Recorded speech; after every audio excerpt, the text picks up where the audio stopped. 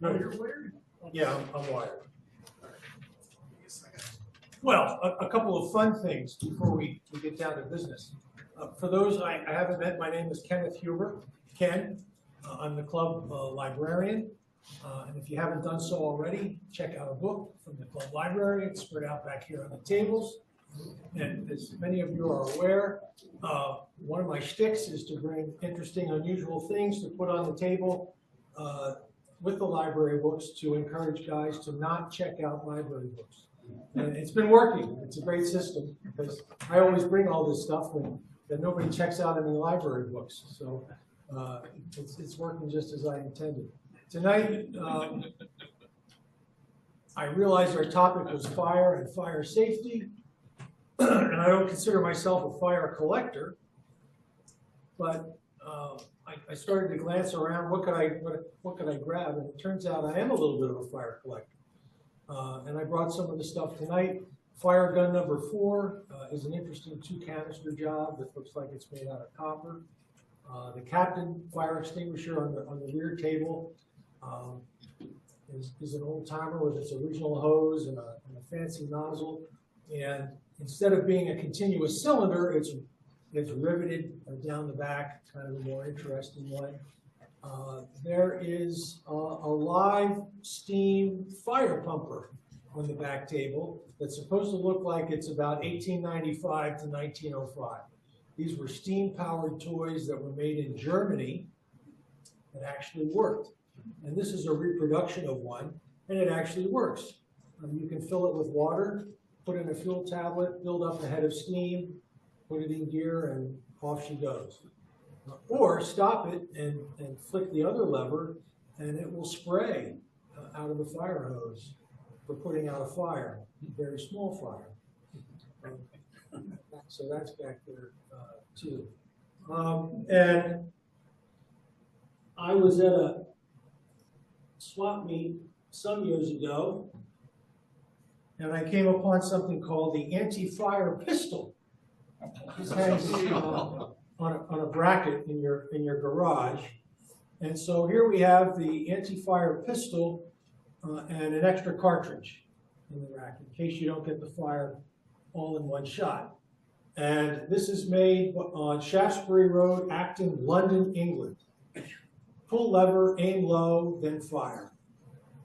And I was in some other location and I found the instruction brochure that explains all about the anti-fire pistol and how it works.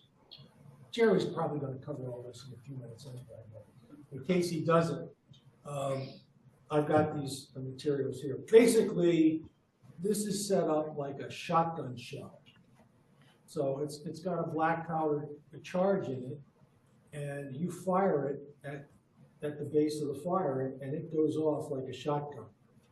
And it might remind you of like an old Army surplus flare gun, right? Kind of has that look. It's locked on the end where you'd expect something to shoot out. Well, you're going to want to spend some time with the material. All you want to do, Keep us in suspense. as long as these end caps are sealed, this thing will last your lifetime. Safety's on. But it's designed to blow out when the pin strikes the percussion cap on this end of the pistol.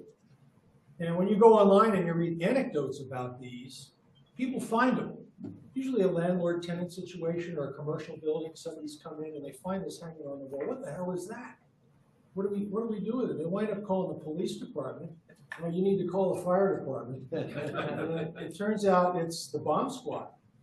You know, the ordnance disposal unit that has to come out and take custody over this to ensure that it's disposed of properly.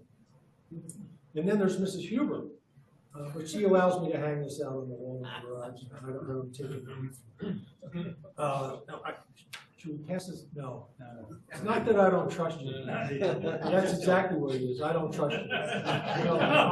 I'll put this back on the table and you can fiddle with it on the break. Just please do not discharge it. Another fun item, and maybe some of you have seen this before. This is Auto Tricks that was issued by the Longhorn Fireworks Manufacturing Company in Fort Worth, Texas. okay? We're talking Texas now, boys. Don't mess with Texas. And this was a point of sale display that would have been propped up on the counter in your auto parts store. I've got it in the glass frame right now. You can see the cardboard. It's called Auto Tricks. And it had a dozen of these Point it to the camera. cigar-shaped, Put it in front of you. Point it to the cigar-shaped red, white, and blue Perfect. things. And it explains that there are 3 varieties of Auto Tricks. The first variety is Auto Smoke Bomb. Smokes, smokes, smokes. The second variety is Whistling Auto Tricks. Whistles and smokes. And then we got to this one, Auto Tricks. Whistles and explodes. So, all you practical jokers, it shoots, whistles, and screams, followed by a smoke cloud and a final blast. And there's a wire harness attached to each one. Simply attach the 2 wires to 2 spark plugs. So while your buddy's off running an errand, you pop the hood of his car, being the practical joker that you are, you wire this to his spark plugs, and when he comes out and starts his car, lo and behold, you have a black powder explosion in a gas and oil environment in the car. So I think they sold one of these, okay, and this guy was probably murdered, and then they sued the store and the company and shut the whole thing down. But can you imagine? It was a different time in America. I'm not sure when it was, probably the 1950s, late 40s, 50s, judging by the, this one we can pass around because it's in a sealed unit and I can trust you not to get to too much mischief. All right, now let's get down to business. You've heard the saying, names have been changed to protect the innocent. Tonight, names have been changed to protect the incredibly guilty. And actually, to his credit, I've got Richard Darling here tonight, and what my thought was is that I would try and draw on our experience with that fire and my practical experience as an attorney. I started practicing law when I was 25, and I just turned 65 last month. So 40 years of practicing law as a trial attorney in the courtroom, arguing these cases, and from the bench as a judge, deciding these cases for 40 years. And I'm here to say I've had it. That's it. All in, all done. I'm this close to being retired because I've just about had enough. And in case you're sitting there thinking, Ken is doing this, but gee, Ken must really be an expert on fires and fire litigation. I'm not. My law practice has primarily been insurance defense involving personal injury and doctors, and defending against the ambulance chasers. You guys all know what ambulance chasers are. Okay? And so it's insurance defense. And if you got sued or something like that, then I would defend you as your defense attorney in mainly a workers' compensation context, dealing with work injuries. But there's another side to my law office, the liability, property, casualty side, and I have pitched in on that side of the office over the years, and I've done some work on fire-related cases. So I do have some experience with it. So, quick show of hands. Who really likes to pay insurance premiums? Don't you get excited to get out your checkbook and write a big check to the insurance company for a product that you're hoping you're never going to need or use, right? And it's damn expensive. When I was a kid, it was hundreds of dollars for car insurance. Now it's thousands of dollars, and it's umpteen thousands of dollars every year for a homeowner's insurance policy. And then, of course, there are other types of insurance, health and medical and so on. And if you're an employer, workers' compensation. But what we're going to talk about or focus on tonight is homeowners' policies and also auto insurance. And when we're referring to auto insurance in a Model A Ford Club context, it's your modern car, and it's also your collector cars, your antique collector cars. So you need to break it down into 2 different categories. So, quick question, quiz night. What is insurance for? Insurance is in case you have starts with the letter A. An accident, right. Insurance is for accidents. Insurance is not for your intentional acts. That's not what the product is designed for. It's got to be an accident in order for the coverage to be triggered.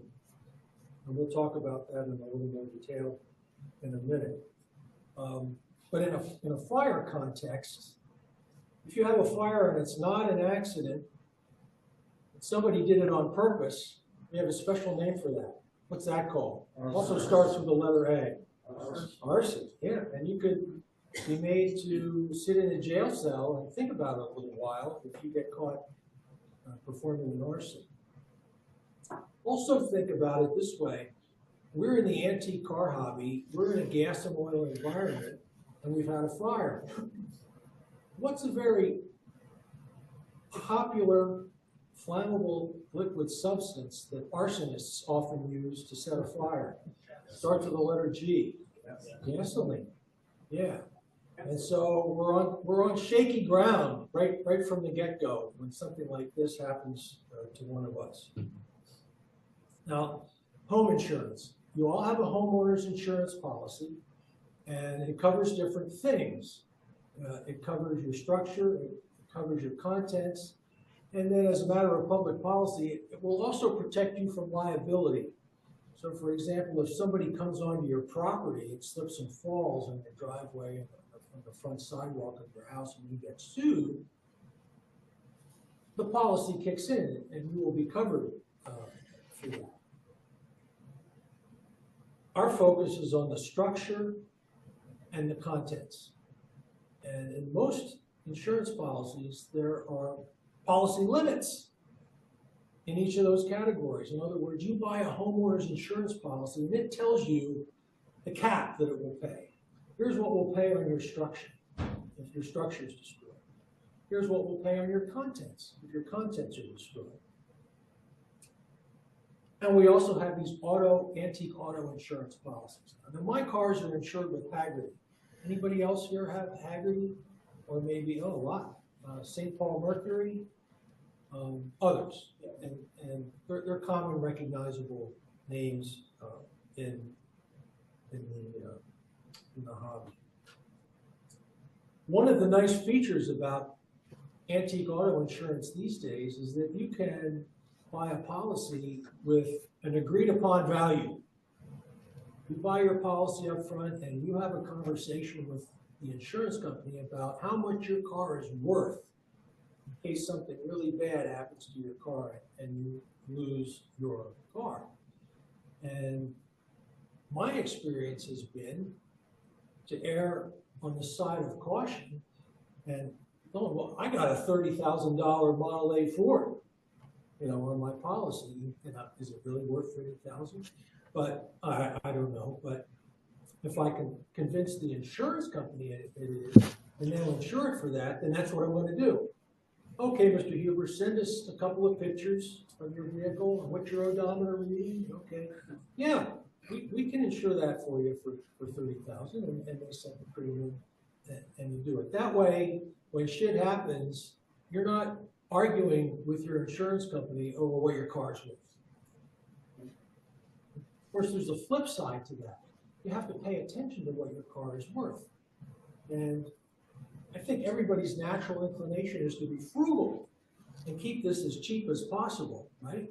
And the premiums do turn in part on how valuable your car is, right? So, oh, well, I'll intentionally undervalue my car in order to keep the premium cost down. Because, what are the chances of something bad happening? Where I've got 4 cars in my garage, what are the chances of something bad happening to all 4 cars at one time? I'll be frugal, I'll keep the premium price down, and I'll intentionally undervalue the cars, or I'll value the cars when I buy the policy, and it's 20 years later, and I've never done anything with the insurance company to formally increase the value of the cars. So try not to fall into that trap.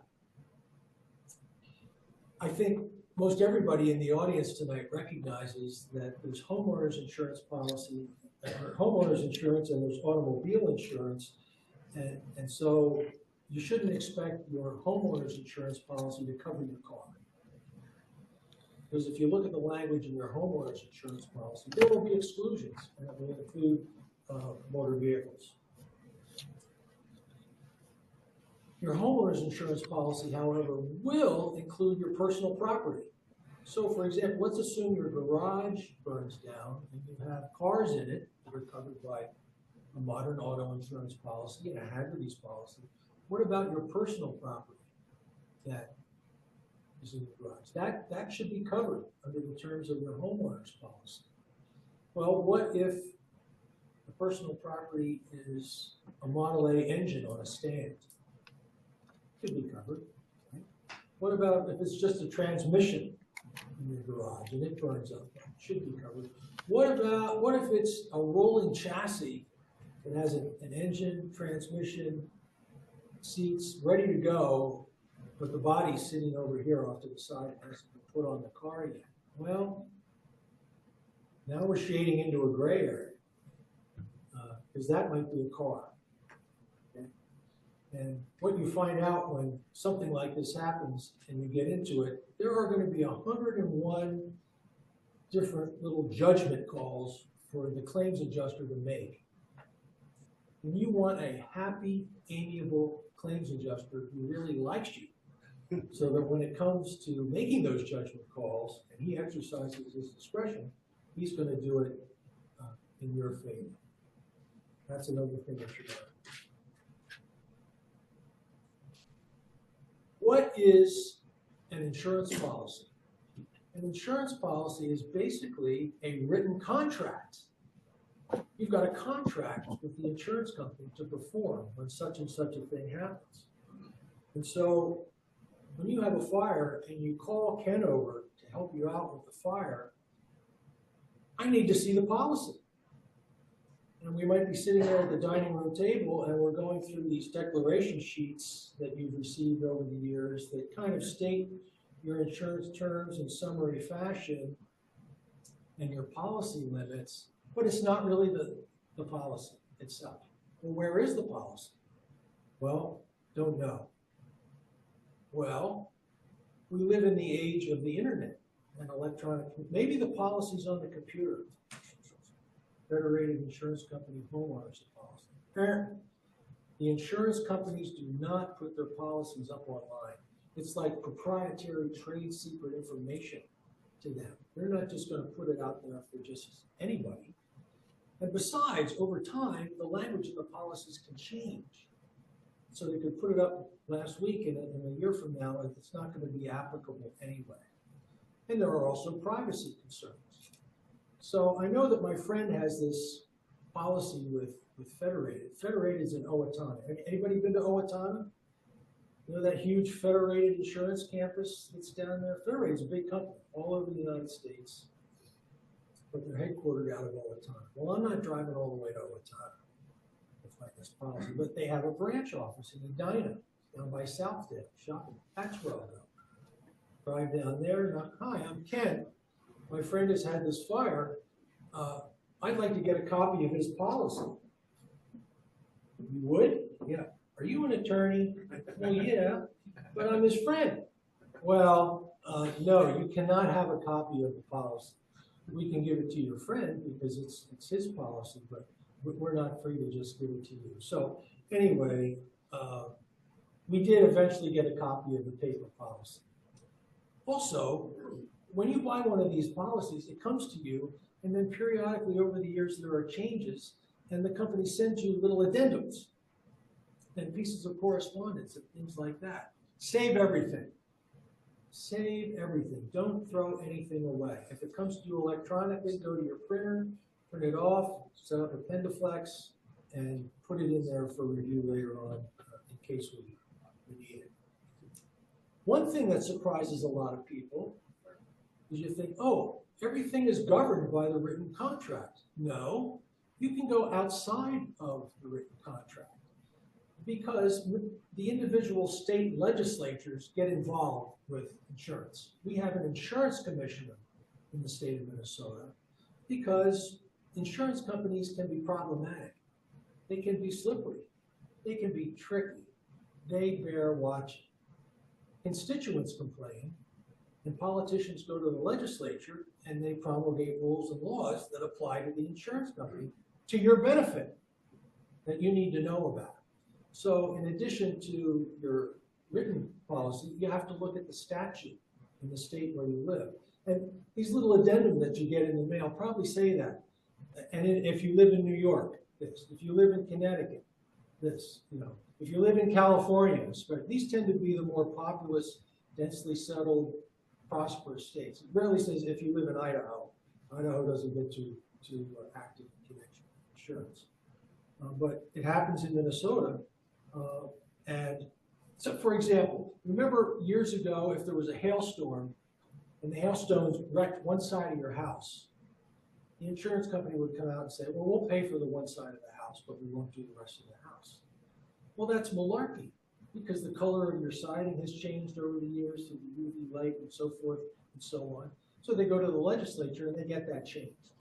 And even though it's just one side of your house, the insurance company has to cover the whole house. That's a benefit to you by virtue of the Minnesota State Legislature.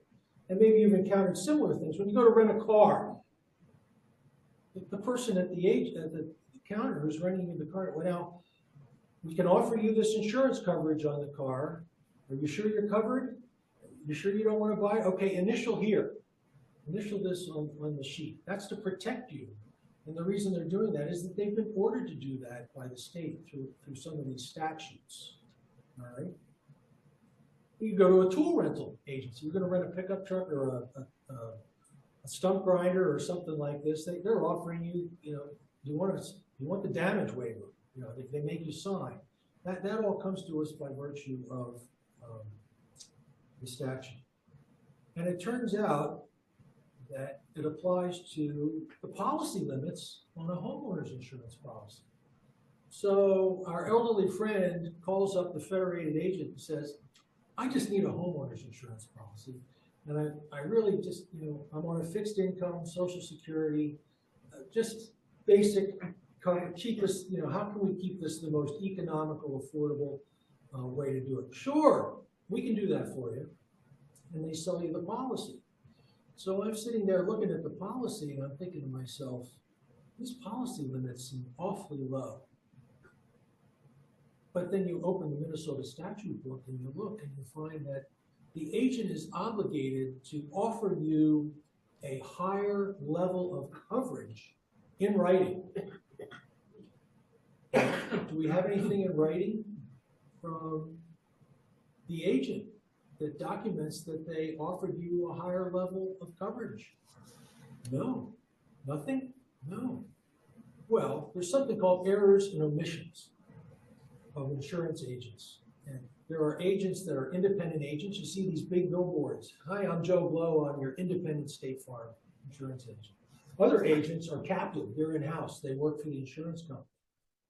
And we happen to be dealing with one, I think, that was in-house with Federated. And they had failed to offer this higher level of coverage. I turned to my friend and I said, I think we have an errors and omissions claim here against Federated. And so we all sat down around the dining room table with the agent going through this, and I was shocked. He agreed with me. Yeah. And suddenly the policy limits were like twice what they were as stated in the original policy. And that's a good thing because we had a lot of stuff to cover as part of this. The policy limits practically doubled.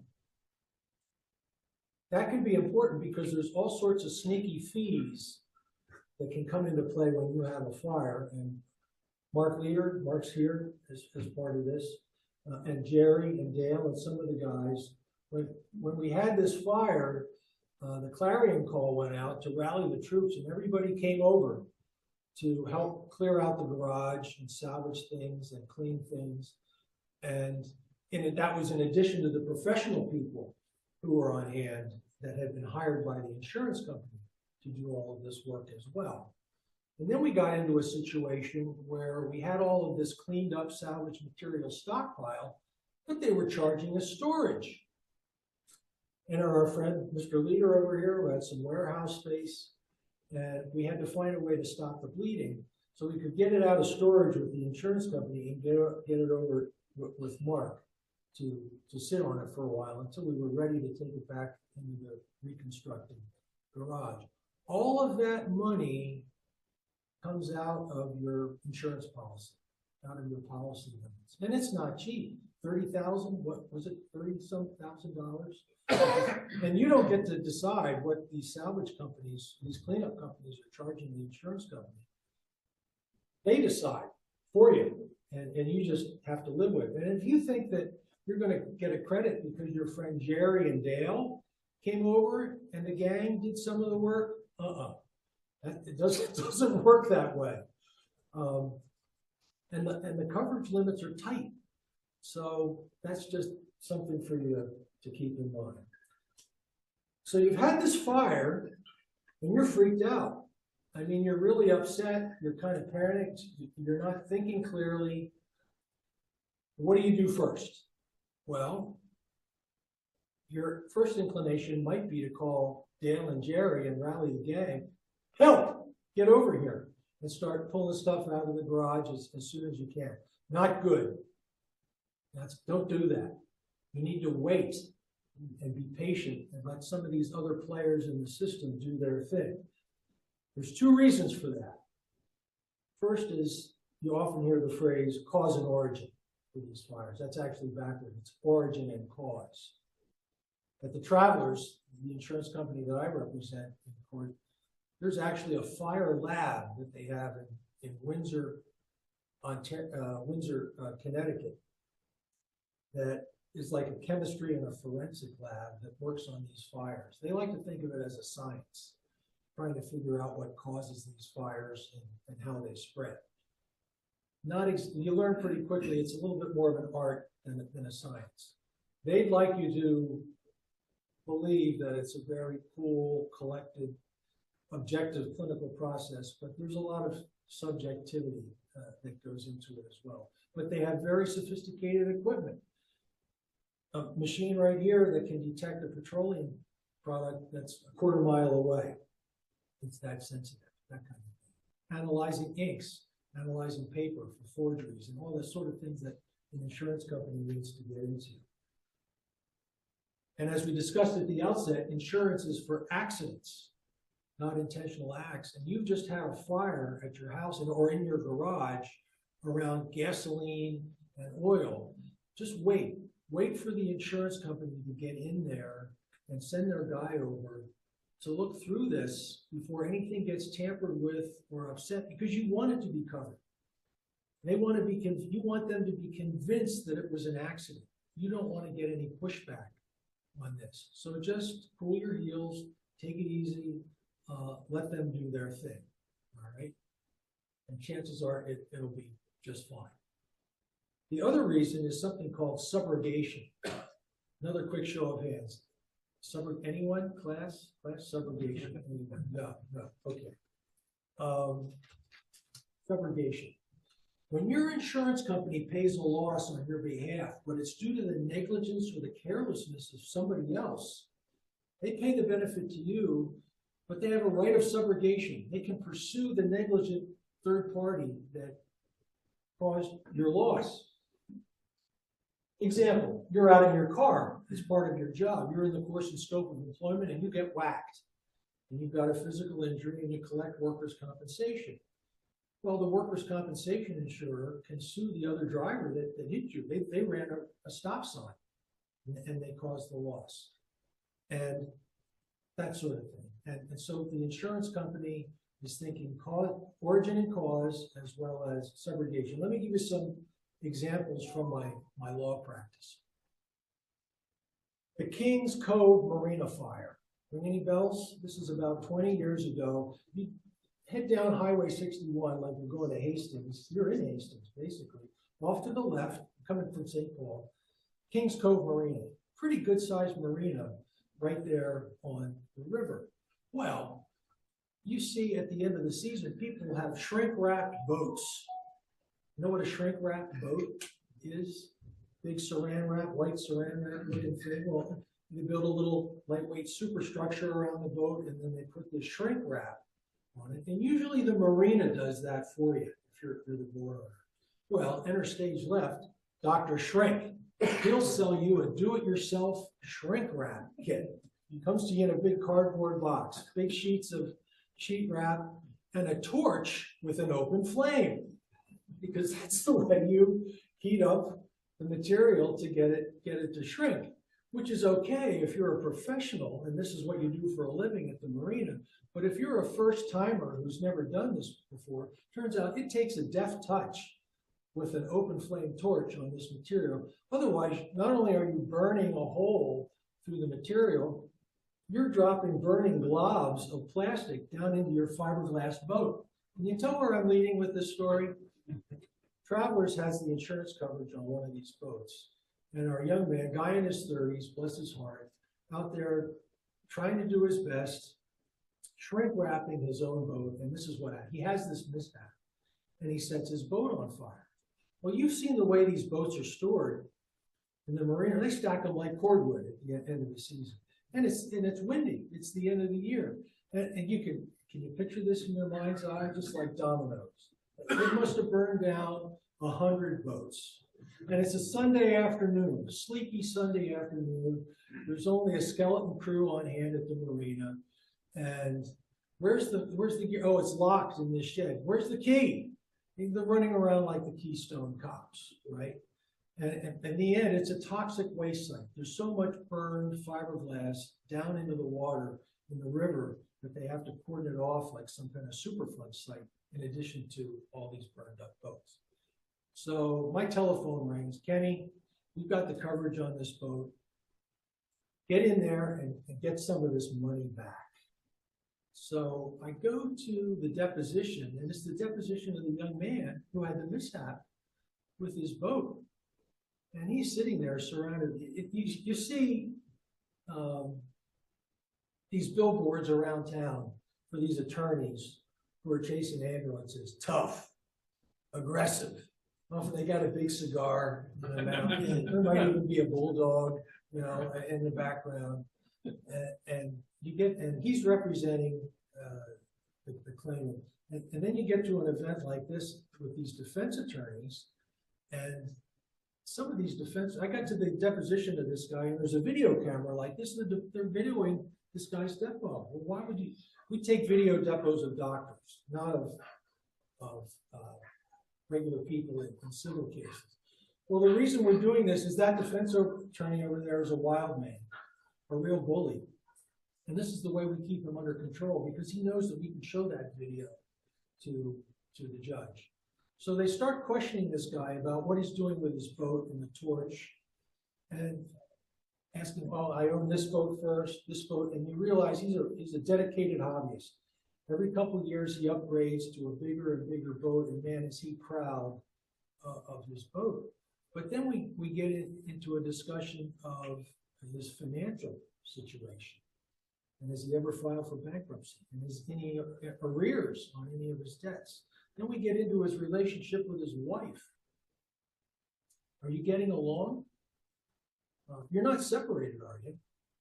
Has she sued you for divorce? Are you going through a divorce? See, what these guys are doing is they're fishing. They're going on a fishing expedition to find some ulterior motive for this fire. Oh, this guy's going through a divorce, and the ex-wife is trying to get her hands on his boat. Oh, that bitch isn't going to get my boat. I'll burn this boat to the ground before I let it turn over to her. That's not an accident. And so some of these defense attorneys will make the guy on the billboard with the cigar and the bulldog look like a pansy. They're pretty tough and they're pretty wily. And so when something like this happens to you, you might be subjected to one of those guys because they're looking for a way out, a way that they don't have to cover what has happened to you. You're familiar with Mattel Power Wheels cars?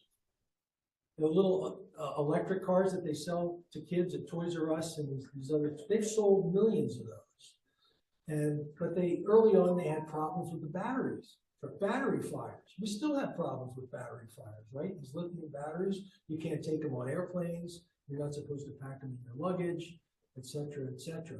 Well, Travelers has the coverage on a brand new townhouse. Grandma and grandpa invite the grandkids over and they're riding around in the driveway, having a nice barbecue on a Sunday afternoon. Grandpa parks the Mattel Power Wheels car in the garage, plugs it in, goes into the house, comes out, and the garage is in flames. In flames. So Travelers pays on the townhouse. My telephone rings. Kenny, let's try and get some money back from Mattel on these Power Wheels.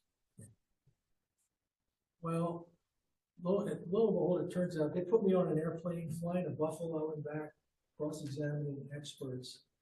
And it turns out that on the planet Earth, there were two manufacturers of these cars. Mattel in the United States and an obscure toy manufacturer in Israel. In Israel. But by the time that we get to the fire scene on that one, the car is a melted lump on the cement garage floor. But you can take a spade shovel and scrape it up off the floor and x-ray it to take a look at the wiring harness and what's left of the battery in the car. And it turns out, we finally figured out, it wasn't a Mattel Power Wheels car. It was the car that was made in Israel. And of course, we didn't have a claim against anybody in Israel. Plus, Grandpa had been grilling hamburgers that day. He had one of those Weber grills, you know, with looks like an egg with the lid. And he wheeled that into the garage too, next to the Power Wheels car when he was cooking the hamburgers that day. And that's sort of also where the fire started. So we threw in the towel on that one. So alternate causation was the death knell on that one. Who's familiar with Len Bush roses up in Medina? Len Bush roses? How about Bushel Boy tomatoes down in Owatonna? These hydroponic outfits. A lot of the roses that are sold in the United States are grown right here in Minnesota, year-round in greenhouses up here in Medina at Len Bush roses. And Travelers had the coverage. But shortly before their fire, there's another type of insurance called business interruption. So that if you have a fire and your business has to stop, the insurance will kick in and pay your earnings while you're out of commission rebuilding. Well, to be frugal, they canceled their business interruption insurance shortly before the fire. Truck driver comes in the middle of the night. It's 2:30, 3 o'clock in the morning. He sees a warm orange glow emanating from one of the greenhouses. Not all the greenhouses are made out of glass. A lot of them are made out of plexiglass. Have you ever seen plexiglass burn? Burn, baby, burn. Man, it burns hot and fast. And so that's what happened. It burned down a greenhouse the size of a football field. It's incredible. But they had canceled their business interruption insurance. And they immediately got in there and started clearing out the rubble before the Travelers could get in and do their cause and origin inspection to figure out what had caused the fire. The suspect was either a ballast in a fluorescent light or an electric motor for one of the shades that protected the greenhouse during the day.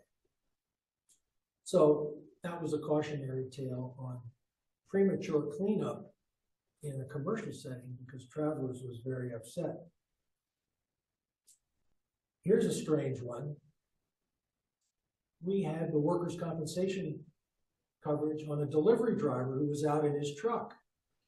Well, a young lady who was engaged to be married discovered that her fiance was cheating on her with her best friend. And her fiance was an ambulance EMT driver. And she became so upset about this and so determined to get revenge, she decided that she was going to take her own life. she was going to commit suicide. So she went home and she laid out the clothing that she wanted to be buried in. And she wrote a note to her family explaining why she was doing this, betrayed by her fiance and her best friend. And the scheme that she hit upon was to get in her car, and she was going to cross the center line and drive into another vehicle to kill herself in an area where she knew that her fiance, the EMT ambulance driver, would have to respond and find her dead on the scene. That was her plan. And so that's what she did. She drove her vehicle across the center line into our truck that we had the work comp coverage on. And our truck driver was not killed. The truck went into the ditch and he hurt his shoulder, needed a arthroscopic surgery on his shoulder for a torn rotator cuff, and we paid the work comp benefits. And the girl was killed. But her fiance was not on duty that afternoon, so he wasn't the one who responded to the accident. So that part didn't quite work. But my phone rings. Kenny, see if you can get some money back for this work comp benefits that we had to pay to this guy from the estate of the young girl who did that. Well, you already know the answer to that one. That's not an accident. That's an intentional act. There's an intentional act exclusion in every one of your automobile insurance policies. And State Farm refused to cover that.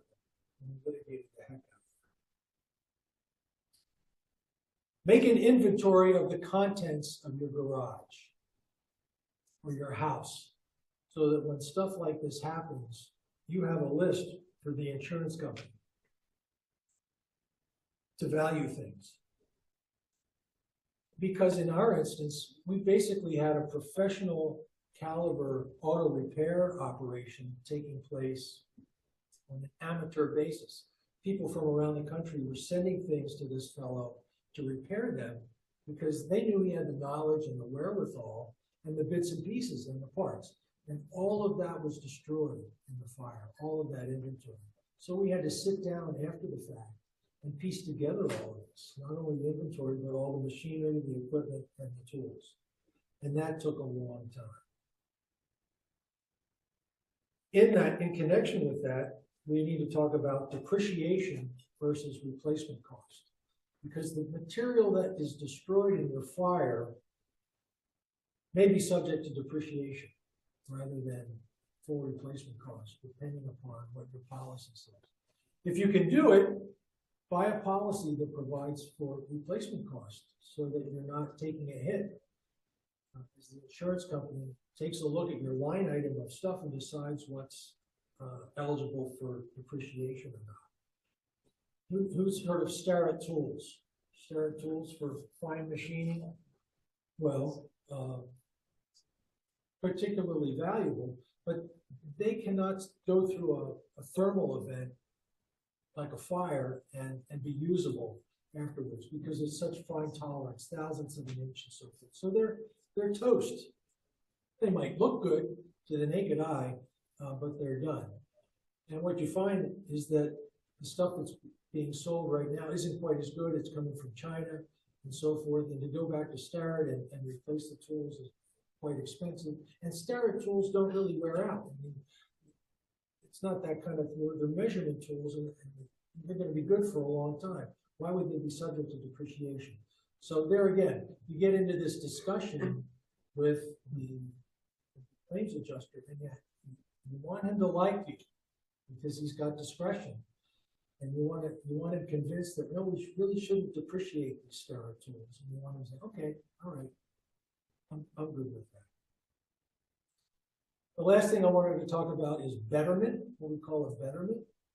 So, for example, the floor in your garage, when you have your fire, it's just a bare cement concrete floor. But now we have these sophisticated epoxy coatings that you can put on your floor. Well, when we rebuild this garage, let's do an epoxy coating on the floor. The insurance company is not going to go for that. If you want something like that as part of your remediation, you're going to have to pay for that yourself. pocket. Other little things that we finagled to try and build up a little bit more of a cushion. I talked about the siding issue in the context of the hailstorm. Well, the heat was so intense from this detached garage fire that it melted part of the siding on one side of the house. And the insurance company was obligated to pay the cost of residing the entire house. But as the homeowner, you still have the option. If you just want to do one side and don't care about any color variation, you're free to do that. And you can pocket difference. So that was nice. One thing that I couldn't make work was this. The 4 antique cars in the garage were undervalued. Intentionally by design to keep the premium cost down on the Haggerty policy. But they're in the garage and their personal property. Is there a way to tap that coverage under the homeowner's policy for personal property in the garage? Well, first of all, we need to establish the value of the cars today. So we lined up an appraiser. If we wanted to do this, they would agree free of charge. Yeah, Ken, we'll give you an opinion on what the cars would be worth today, so that maybe we could tap the homeowner's policy to close that gap, because the Haggerty policy didn't pay enough to make good on the cars. But we were aced out on that one because they were complete cars. They were not components of cars. And there's an exclusion in the policy for that sort of thing. If they had been auto components, then maybe, yeah. So we tried to get creative, but you don't win them all. But I think that generally, overall, we had a very good result. Came out pretty well, got everything rebuilt, and we maintained a friendly, amicable relationship with the federated adjuster all along. But man, it was a lot of work. It took a lot of time, and a lot of guys from the club pitched in. So I think everybody should feel pretty good about the way it worked out. So those are basically the high points I wanted to talk about tonight, about what happens when you have a fire at home that impacts your home and your antique car collection. Any questions? None. There's one. Jasper. Yeah, if your car is burned and you think you can restore it, can you buy it back from the insurance company? Yes. Or do you have to give it? No, I think generally speaking, you should be able to do that. As when we were talking about the marina fire and the billboards, usually those guys are the ambulance chasers. They're the ones that go after the insurance companies, right? Yeah, So, in a personal injury oh, context. okay. You're talking property. Okay. We've taken pictures of all your contents. Excellent idea. Yeah. Yeah. Use your smartphone or a digital camera, save them on your computer. Absolutely. Is it worth it to hire an adjuster? Yeah, you can hire an independent field adjuster to help you. In a way, I was kind of wearing that hat Yeah. in this situation. Before or after the fire? After. After the fire. Yeah. Well, would it make sense to do it before the fire so you have an accurate value of your vehicles? No, I think that the agent really has a fiduciary duty to you as the customer to be upfront with you and offer you the best value for the money. As a consumer, at the same time, you have the obligation to shop around, right? And show me the policy. I want to sit and read through it. And if you have questions, ask them. What you find in a lot of these policies, there's a glossary of terms. It's going to read like Greek, a lot of it. And then you turn to the back end. When we say this, here's what we mean. Then they try and put it in lay terms for you. But it can be kind of a convoluted mess. But you're right.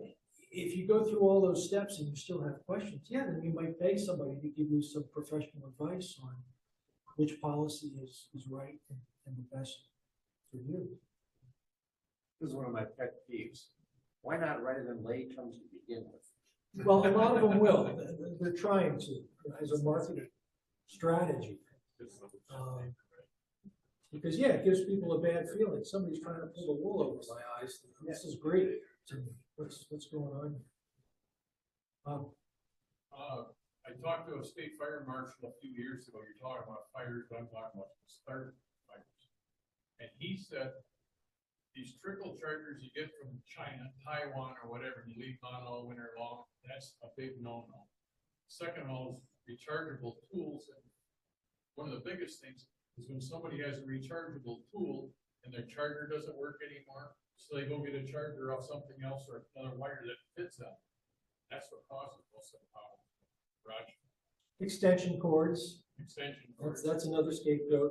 And of course, in this instance, with our fire, the ballast in the overhead fluorescent fixture. I mean, I suppose we'll never really know for sure, but that's the prevailing theory. And it, that drops burning hunks of tar, basically, on whatever's down below. Once again, in a gas and oil setting in the garage, and next thing you know, it's off to the races. It's out of control before you even know what's going on. Anyway, pay your premiums, boys. Don't fall behind. You don't want to be self-insured for any of this, which is a polite way of saying uninsured.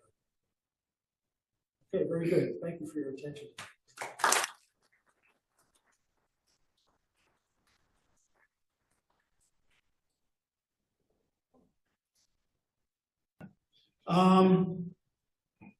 Jerry, you ready? Wake up. Jerry's gonna come and just give us the other side of that fire thing. He's got a lot of experience in this. He was on the fire department for many years, and when he retired from a couple of his careers, he actually went back to college in Cincinnati, Ohio, for fire science, and he was a state deputy fire marshal. And did you get any inspections of fires? Of tracing it? I didn't become a arson investigator. There you go. I ended up being a building inspector. Okay. Take care of foster cares. Yep. So he knows about fire. I'm gonna turn it over to you. All right. Just basically, What do you want me to do? this is the old style CO2, which is a pain. They're expensive to fill and they're heavy. No good place to have it in the Model A. No. Just showing what that They're is. good to have in the shop. But he's got some back there. You can't have these with fluid in them. It's illegal because it's poisonous. Carbon tetrachloride. I have a couple of them sitting on my desk at home that I did not get a chance to go back home today. I have this one and two smaller ones.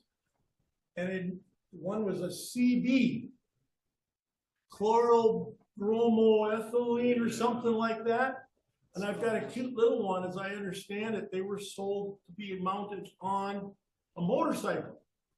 And they had to be used outside because if you got you'd go into cardiac arrest. And then the other ones would have carbon tetrachloride, which would kill you also. Yeah, that's that one. But these are beautiful for AA trucks and pickup trucks and tandem-duoders. You mount it behind the driver on the side. Fits the Model A's. Didn't shine up real nice. Okay. And I went and got some. These are what you need for the car. Just dry chemical. You aim at the bottom of the flame. Put your mic up. Bottom of the flame, you aim at. That's how you put the fire out the quickest. With these, you use on a car, wash it off immediately. It's acid on your paint. Very chemical. Now, if you want the fancy and expensive ones, like he has, Dale, the Halon. Halon.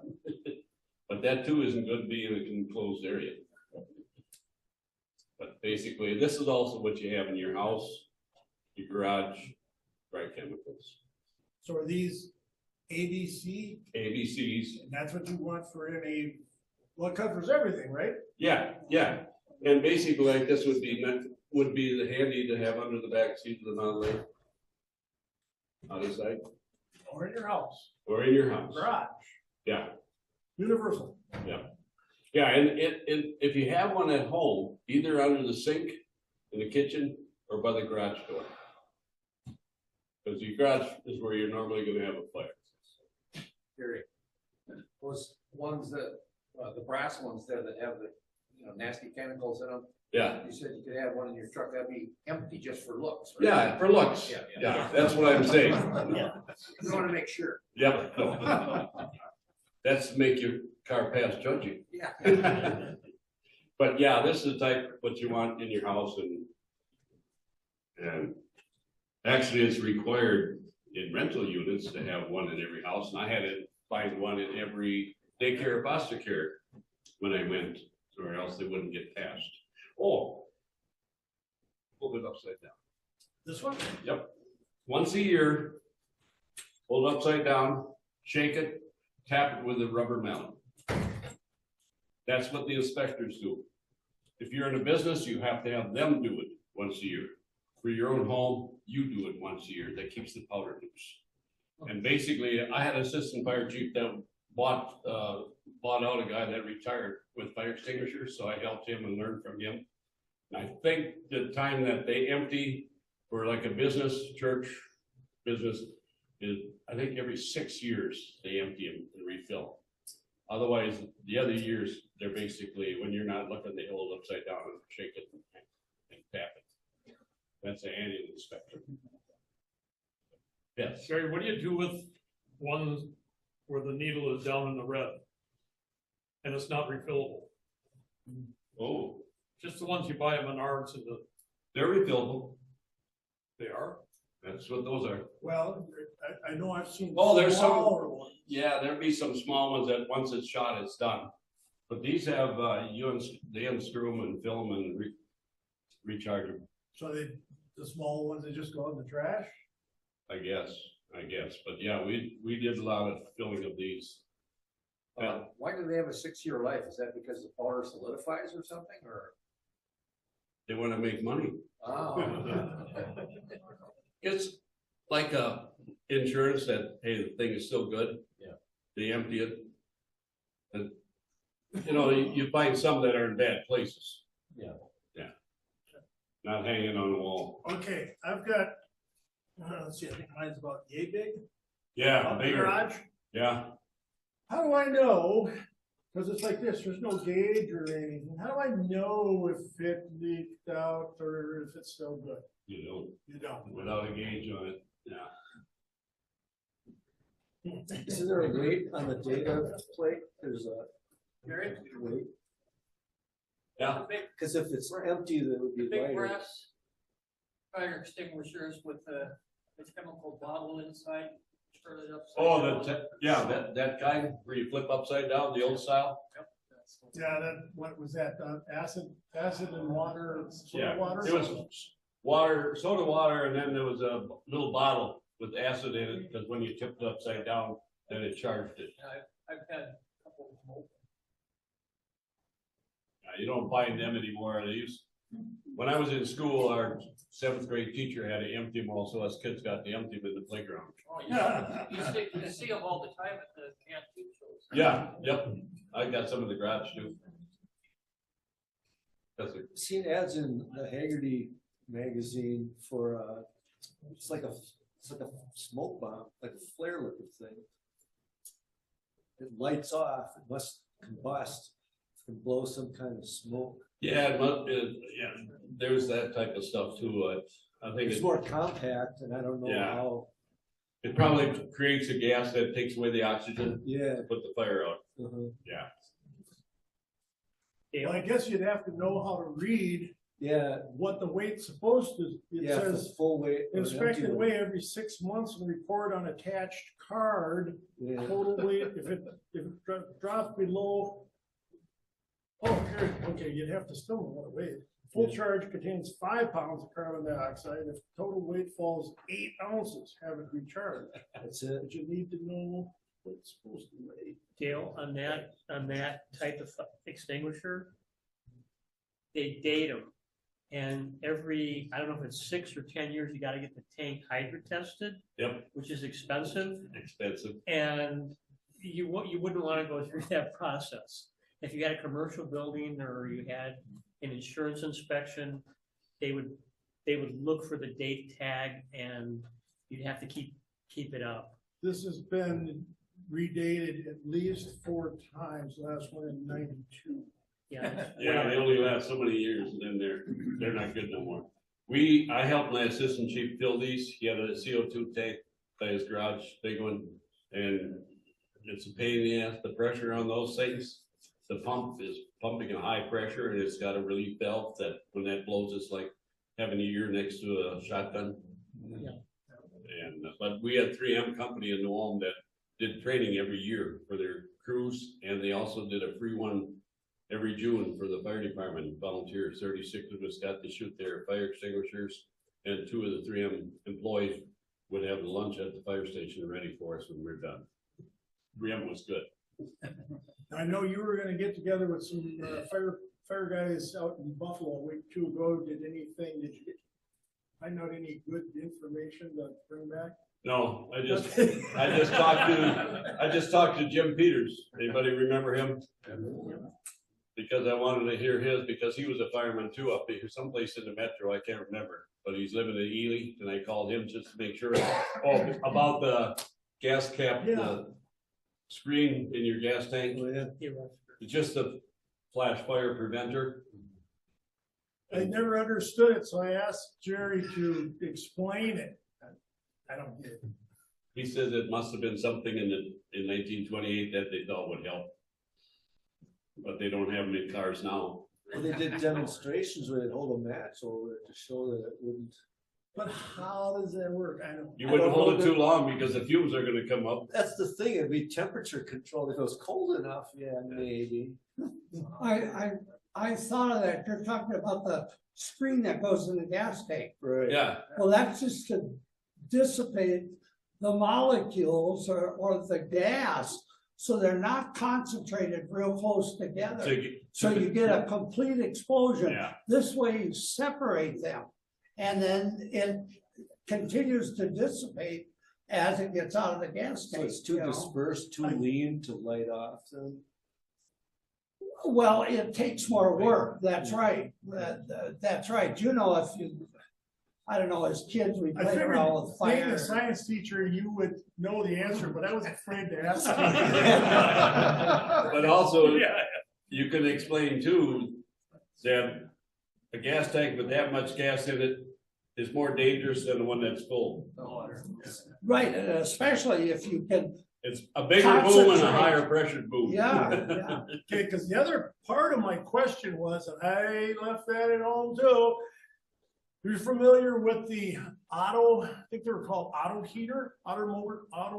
motor heaters, the little red things, and they'd hang on your hood props, and they had a screen, you'd kerosene, and you'd light them. The idea being it would keep the engine compartment warmer. And that had a screen that went over it. Same thing, Vince? I don't know.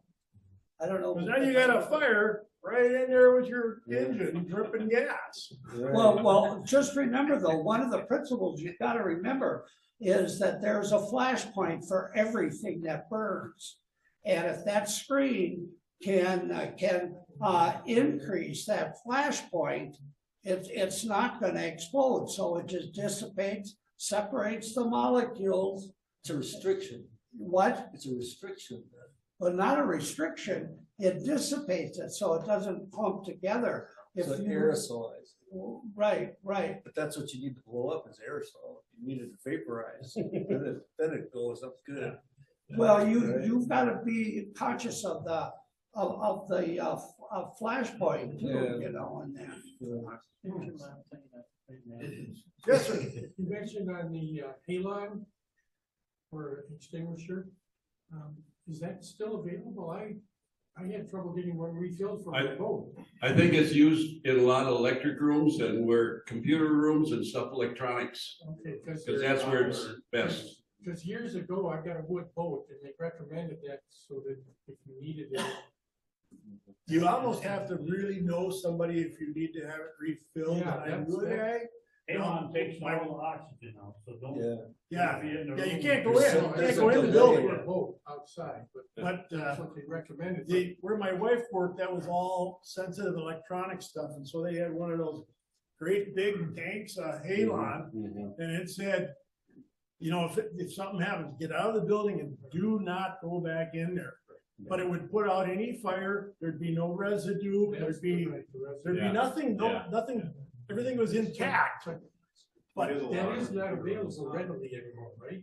I don't think so. Yeah, because Are the local fire departments, if they have professionals there, is that a good resource to bring your fire extinguishers and ask them, you know, where can I get it Yeah. refilled and can I, is that, Yeah, they can tell you where, they know that's a resource yeah. Or just look in the, on the internet. that's how I got mine.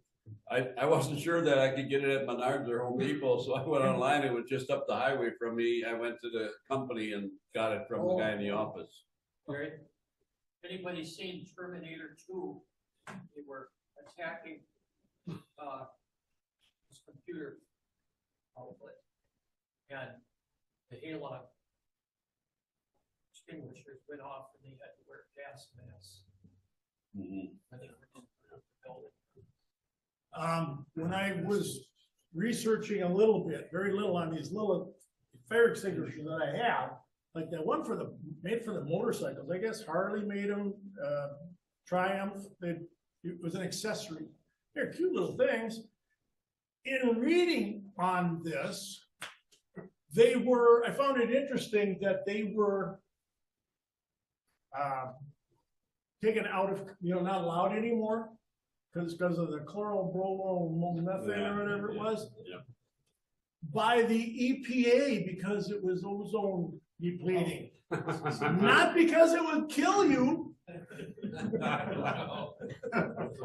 And don't let the cows fart anymore. Any other questions? I think on the Halon, I know that years ago, it was probably in the mid-90s, the Corps of Engineers had a Halon system in their computer room, and they changed it out but that might have been a federal thing, just under they were no longer allowed to use it. Yeah. And that had an alarm. If there was a fire, there would be an alarm and then a delay for the Halon to give you time to get out. Yeah, I don't know if that Halon system is still in place where she was or not. I don't know. Maybe I had to switch it out. I've been gone too long. Yeah. Anybody else? Anything else I forgot? As kids, we were playing in old houses, and I remember one old house had a wooden box, and it had glass bulbs in that with stuff in them, and I went to an older guy that, what is this? They were, Maybe it's what I found in the house was above a furnace in an old house was a teardrop glass globe full of carbon tetrachloride and that's with a all. sprinkler head on it. Oh, really? They used to have those little, they were pointed on the bottom and you just threw them at it. Yeah. Yeah. Yep. They would either A, break, or B, throw it at it, but yeah. Yeah. We're also gonna talk about smoke detectors, carbon monoxide detectors. We've got first alert in our house. We've got 4 upstairs and 1 in the basement. And these are smart detectors. All of a sudden one will start beeping and he'll say he needs a new battery. And then it's just like with little kids. Another one will say, hey, I want some too. And then the other one, we have all 5 of them that know. It's a real steamy shower, then they'll come up and say, error. Because he knows it's just steam in the shower. Yeah, I was at the mother-in-law's house the other day. We moved her out in December, but wife was over there, she says, what's that beeping? I go, well, it's probably carbon monoxide or fire alarm needs batteries. What are we gonna do? Take the batteries out. Take it off the Done. ceiling. Just, well, don't we have to replace the batteries? Well, nobody's here. Ain't gonna do any good. Some of us deputies would get irritated, our fire supervisors get irritated because we would tell people it's more important to have a smoke detector than to have a fire sprinkler in the place. Because you can die from the smoldering fire, carbon monoxide, that your smoke detector is gonna tell you about before you die, but a sprinkler head will not because it's not hot enough to set it off. I saw a picture once of a hillbilly smoke detector. They hung it on a chimney pot. So if you're coughing at night, you got a fire. That doesn't work in Texas in the summer though. Anything else?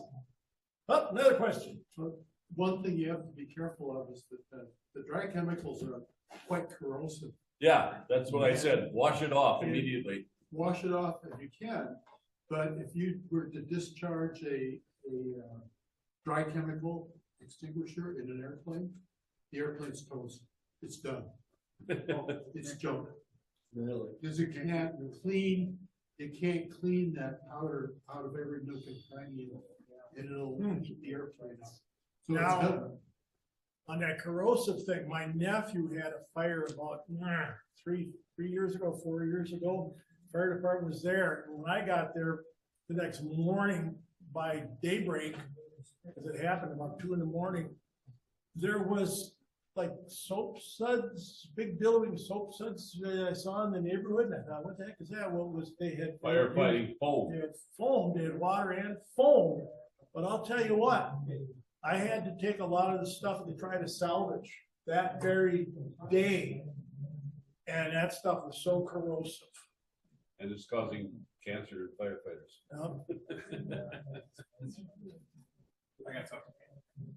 You know the story that I told you guys. I'm gonna come over here. You guys talked a little bit about carbon monoxide, and Ken had a little poster there about carbon monoxide. A friend of mine, so we just had this recent cold streak, right? It was below zero, and a friend of mine, he was out in his garage, and he had the garage door shut because it was really cold. And he'd start the car up a little bit, shut it off, made a carburetor adjustment. He says it wasn't on very good. Was just started up, heard what the car was doing, shut it off, made a carburetor adjustment. Did it again, shut it off, made a carburetor adjustment. Did it about 3 times, whatever, shut it off.